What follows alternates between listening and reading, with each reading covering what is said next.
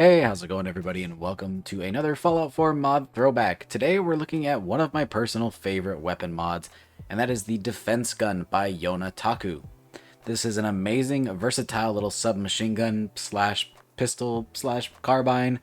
It's a submachine gun at its core, but you can turn it into quite a lot of different things because there are a ton of modifications that completely change how the weapon actually functions. And there's a lot of different playstyles that you can use when employing this weapon, which is a really cool thing that I look for in my weapon mods. A few of the keynotes that make this weapon really amazing is 1. It is available on both PC and also Xbox.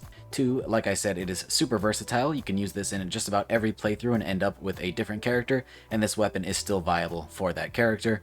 And 3. It appears on leveled lists, on raiders, very early on. And personally, I actually use a little bit of Fallout 4 edit magic to replace the pipe weapons with the defense gun itself, because I just prefer it, honestly, and some of the earlier versions look kind of like pipe weapons. So it really works, and I love this one. So let's get into the stats of this weapon. So in its smallest form, you will find the defense gun as the Quick Mag Defense Pistol. And this weapon has a base damage of 30, keeping in mind my character is a little bit higher level, so it may not be the same for you.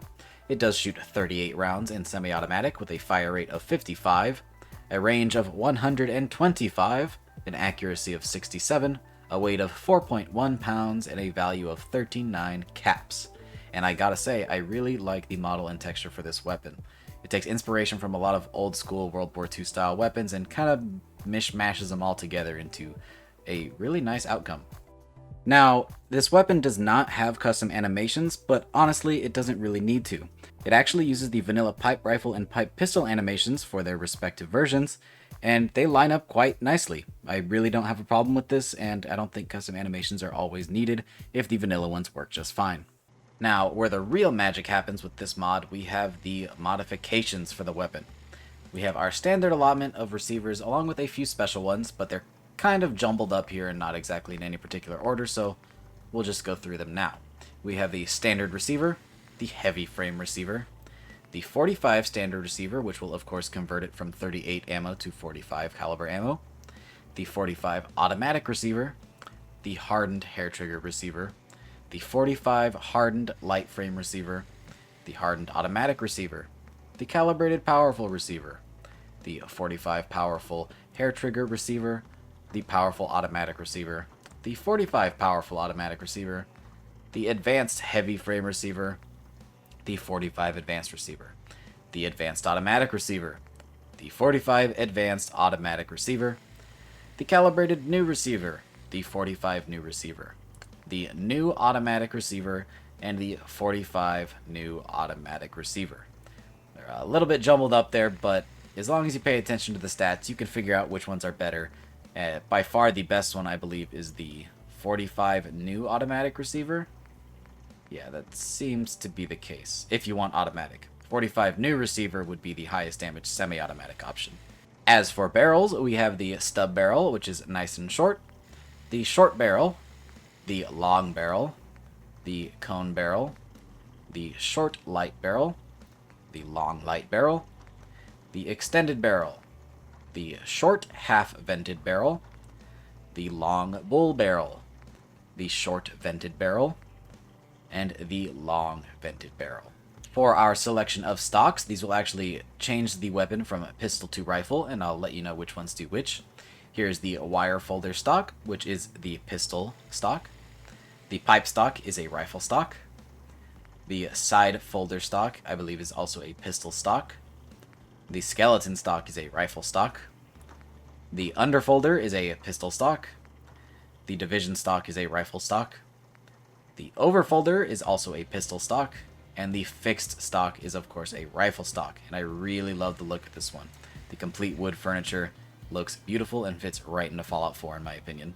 We also have access to quite a few really cool magazine options, so let's go through those now. Firstly, you have the Quick Eject Mag, which is a nice, short little tiny magazine that is, well, really small. Then we have the Plus P magazine, which is the overpressured ammunition. That's going to be just a little bit more damage, but the same mag size. Then we have the medium magazine, which will actually increase the size of the mag, but shoots regular ammo.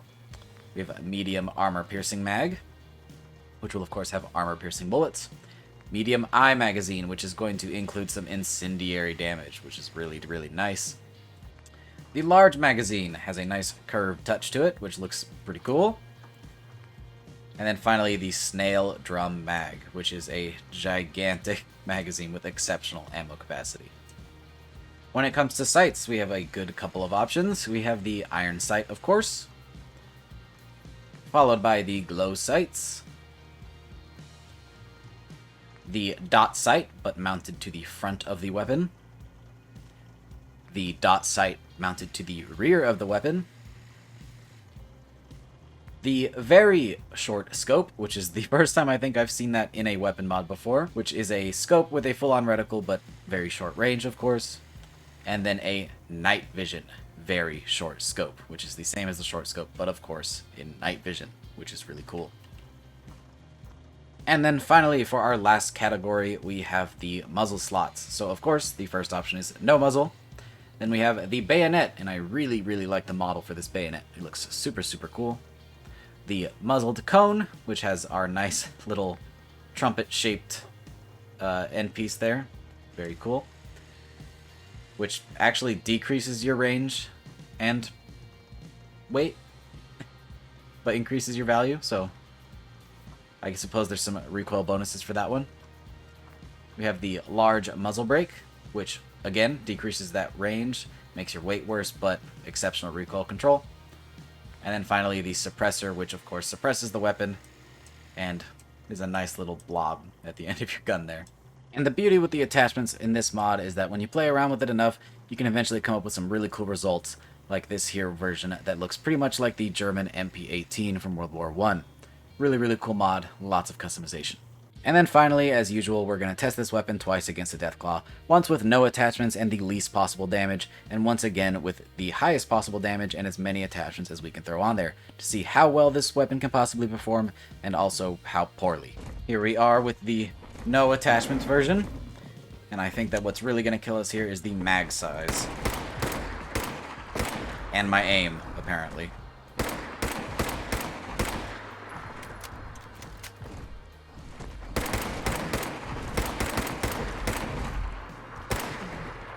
Oh boy.